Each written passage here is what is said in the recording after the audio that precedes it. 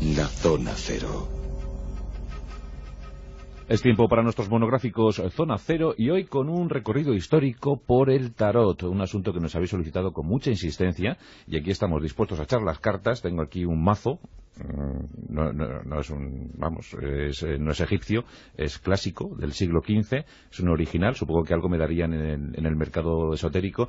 ¿Qué tal, mi querido Carlos Canales? Buenas noches. Hola, buenas noches. Pues toma, para ti esta carta, que es la templanza, ¿eh? Qué bonito. ¿Te gusta? Sí, muy bien. Para ti, Jesús, te voy a echar esta cartita, es la sacerdotisa. Bueno, podría haber sido otra, pero bien. Empezamos bien. Bueno, no te quejarás, no, hombre. No. Ah, bueno. Podría haber sido el loco. Claro. Colgado. Claro. O sea, El colgado que tiene varios sentidos. Que hay varias. Por no hablar de la innombrable. De la innombrable. La número 13, porque sí tiene número, pero en muchos mazos del tarot no tiene nombre. A diferencia del loco, que no tiene número, pero sí tiene nombre. Qué curioso. Y esta historia del tarot se supone que arranca de tiempos muy lejanos, aunque luego cuando vemos la historia pues nos topamos con el siglo XV. Tú lo has dicho, se supone. Claro, sí, pero siempre pasa lo mismo con este tipo de cosas. Cuando hablamos del origen del tarot, incluso del origen de las cartas, pues hay teorías para todos los gustos, ¿no? Desde que la remontan a la India hasta lo que remontan a Egipto. Egipto casi siempre está presente, ¿no? Y si nos vamos un poco más adelante, nos vamos a la Edad Media, pues los templarios están presentes y, como no, también hablaremos de los templarios esta noche. Pero bueno, había como dos teorías o dos orígenes. Uno es el mitológico, que sería el egipcio, y ahora diremos de quién procede, que era de Kurt de Gebelein, que es el que de alguna forma dio las normas y las reglas precisas para jugar al tarot, y después y él es el que estableció lo de el mundo egipcio, lo del libro de Thoth, una especie de mutus liber, es decir, que eran láminas jeroglíficas. A partir de ahí se conseguía el conocimiento profundo, tanto de la humanidad como de uno mismo, porque en el fondo el tarot, y es una de las premisas que ya adelanto, es un juego de introspección, es un juego de conocimiento interno, es decir, es un juego que va más allá de los límites. Y después, por otra parte, está la baraja, el mazo, las 78 cartas, los arcanos mayores y los menores. ¿Cuándo empiezan a existir? ¿Cuándo se empiezan a jugar? ¿Cuándo tenemos constancia de que se imprimieron cartas con esa forma que ahora se conocen vulgarmente como el tarot? Pues a partir del siglo XV, como tú has dicho, y además en Italia, en el norte de Italia. En Italia. Tarot, Carlos, significa rueda, ¿no? Bueno, hay muchísimas acepciones y hay una enorme discusión entre los investigadores acerca de cuál puede ser el origen de la palabra. Pero independientemente de la fantasía que luego existió a partir del siglo XVIII sobre el origen egipcio y por tanto también el origen egipcio del nombre, que lo vinculaba al libro de Thoth, que es decir, que es una historia que luego hablaremos, ya ha citado Jesús a Antoine Coeur de Gobelin, que fue el que inició esta extrañísima, curiosa teoría. La verdad es que las dos teorías principales, las más extendidas, las más conocidas y defendidas, son que depende o deriva del latín rueda rat, o bien del término hindi tauru, que significa cartas.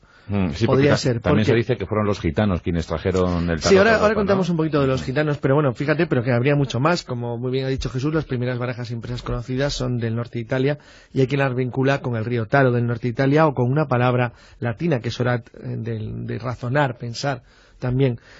Taros, que es lo que defienden ellos, que sería del egipcio clásico, luego pasó al copto, al idioma de los cristianos egipcios, que significa el rey del camino, o que además sería una palabra muy vinculada a la palabra hebrea Torah del, es decir, que sería habría una especie de entorno familiar que ahí lo relacionaría más con el tarot en el sentido esotérico que conocemos. Vamos, mucho. Pero bueno, desde ahí podemos seguir hasta Tares, que significaría la cenefa de las antiguas cartas, Tarote, que sería el diseño de los dorsos de las cartas medievales. Bueno, todo este tipo de palabras tienen una similitud fonética que podría hacer pensar, o que ha hecho pensar a algunos investigadores que podría ser el origen.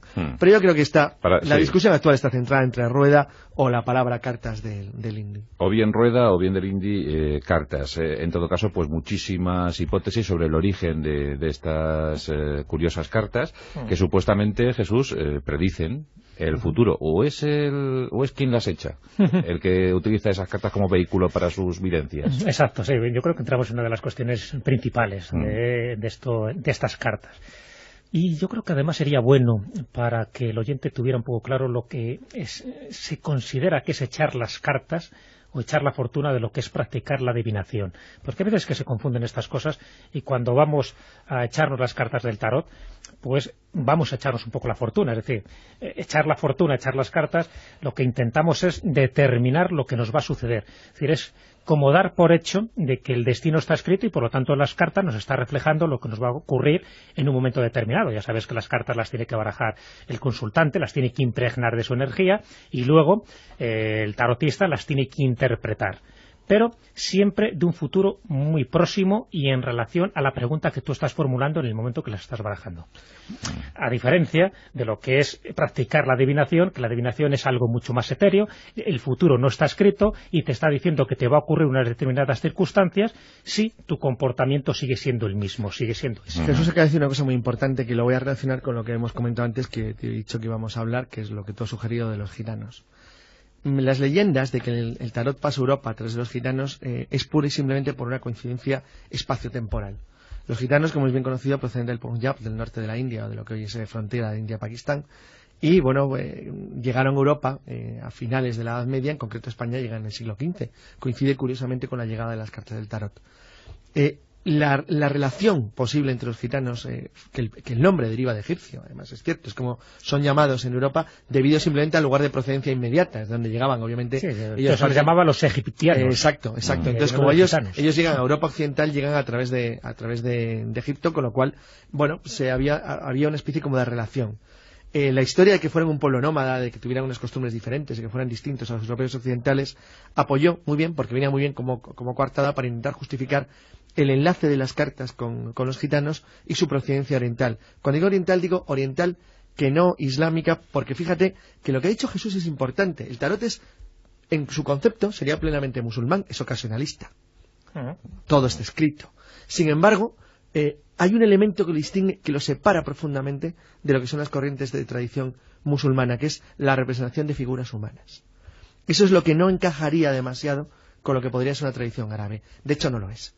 De hecho, es cierto que tiene un origen oriental y que probablemente quien lo trajo a Europa fueron mercaderes italianos en contacto permanente con las costas de Levante, que eran los que tenían, y bueno, con ellos venían pues costumbres, usos marineros que se utilizaban en las playas, en las costas y en los puertos de Oriente Medio, y que probablemente trajeron a Europa occidental una variante de juego de cartas, porque en principio no era, y esto es importante, en principio no era más que una variante de un juego de cartas, llega al mismo tiempo que el parchís o que el ajedrez. Bueno, el ajedrez llegó un poco antes, pero lo que es cierto es que el sistema de entrada en la sociedad europea es el mismo, con un matiz. El tarot exigía conocer o contar con una imprenta de calidad para hacer las figuras, que le convenían determinadas, por lo cual muchos investigadores piensan que tuvo que entrar a través de la alta sociedad, es decir, gente que tenía dinero, a diferencia de otro tipo de juegos, lo cual le permitió entrar, y esto es muy importante, en la estructura o el entorno de los juegos de salón de la nobleza europea, lo cual luego va a determinar su destino. Bueno, pues un método de adivinación muy europeo, sobre todo desde ese siglo XV,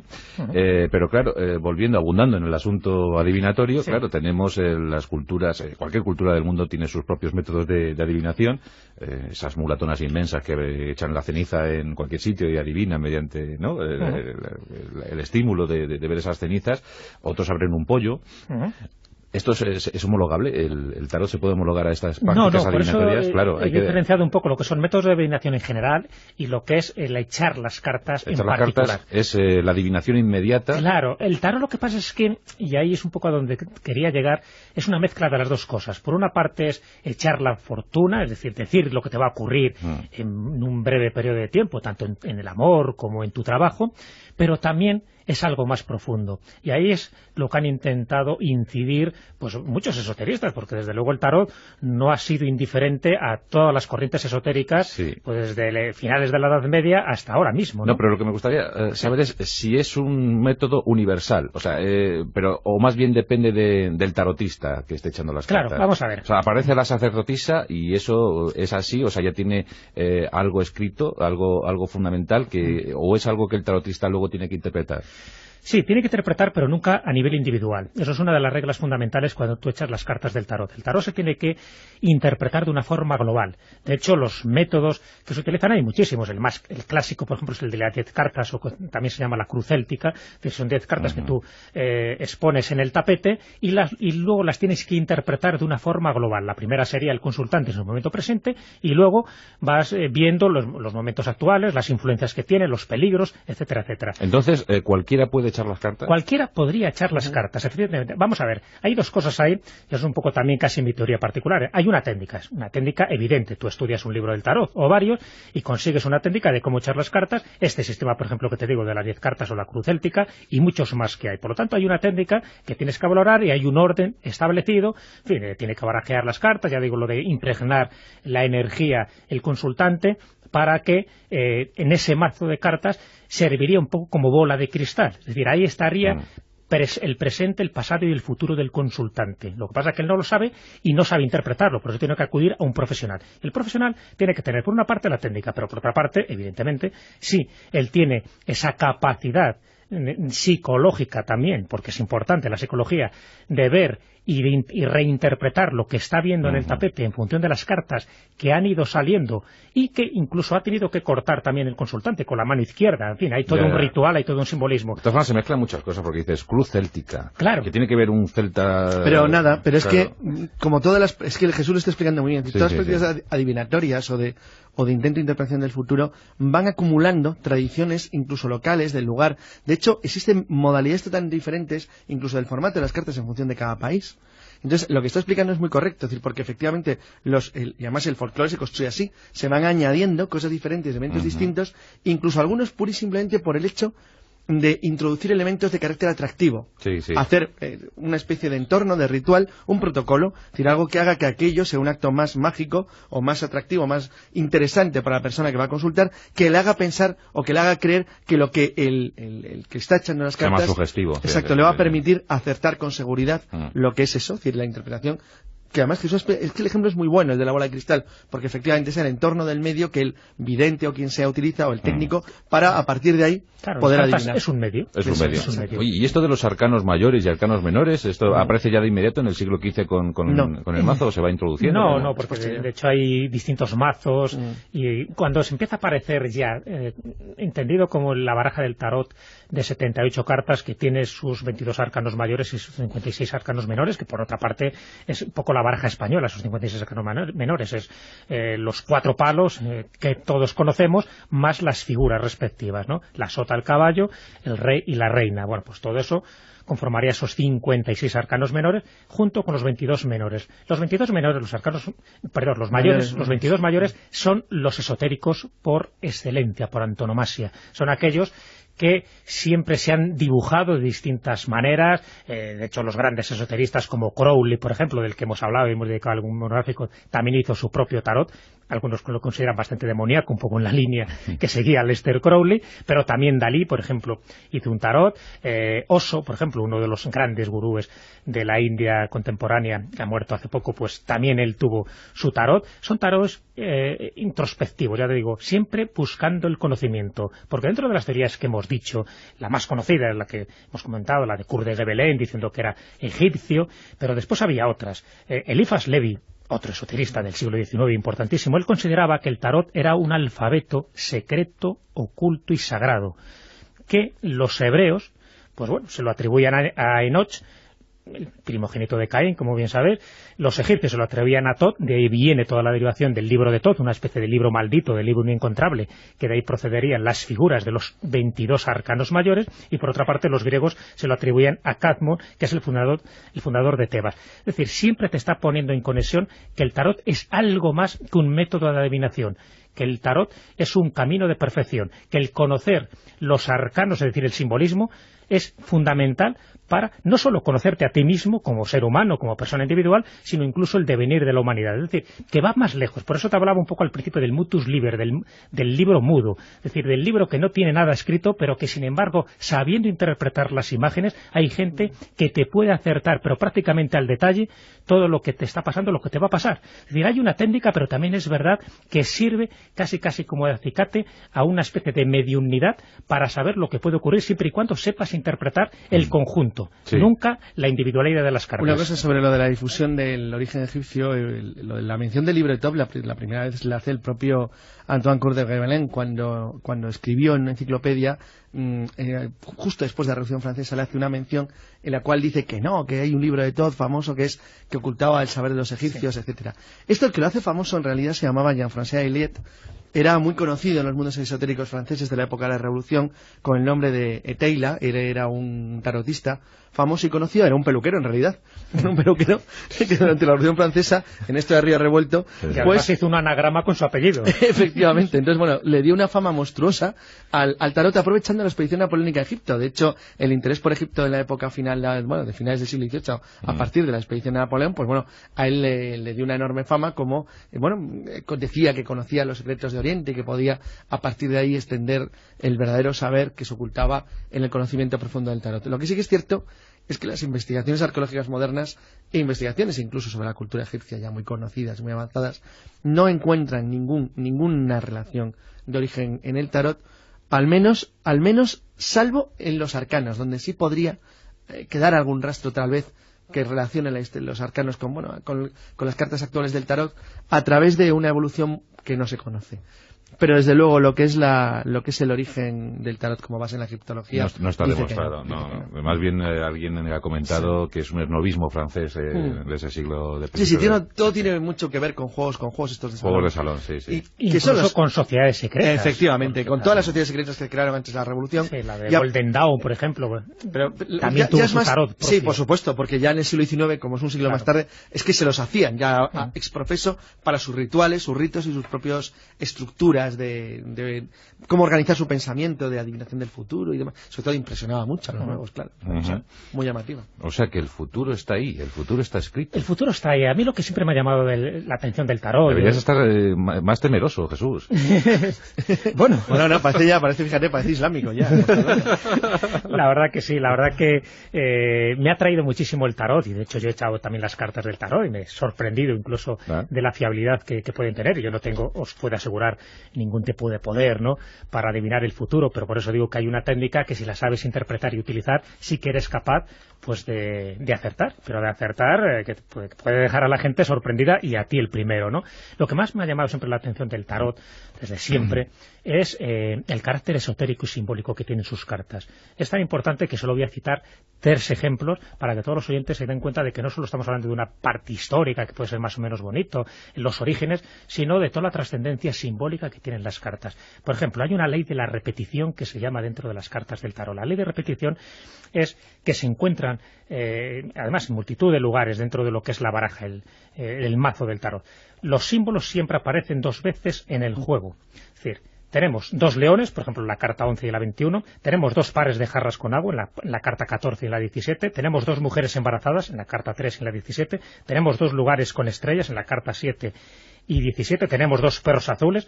Es decir, este tipo de simbolismo no es casual. Es decir, cuando se repiten, y además no se repiten igual, siempre hay pequeñas diferencias según en la carta donde esté representado alguno de los objetos que te acabo de decir. Por lo tanto, se tiene que interpretar en función del contexto. Pero que es curioso esa ley de la repetición que se da de una forma sistemática. Otra, por ejemplo, es la ley del 3+1. La ley del 3+1 lo que significa es que, en general, hay siempre grupos de 4 elementos. 3 son muy parecidos y un cuarto es distinto. Por ejemplo, hay 3 grupos de cartas. Hemos hablado de los arcanos mayores, de los arcanos menores y también de las figuras de las cartas, que son la reina, el rey, el caballo y la sota, además del loco, que es el comodín. Por otra parte, hay 4 palos en los arcanos menores, de los cuales 3 están numerados y 1 no está numerado, que es el palo de oros. Hay 4 caballos en las cartas, llamadas figuras, que son los... Bueno, 3 de ellos son azules y 1 es blanco. Es decir, hay una repetición en este tipo de cosas que tampoco es casual. Y por último, es otro ejemplo de los muchos que se pueden poner dentro del simbolismo esotérico del tarot, es la ley de las miradas. Importante. La ley de las miradas, además, es algo que se ha descubierto hace muy poco. Esto no lo sabía ni Kurt de Gebelen.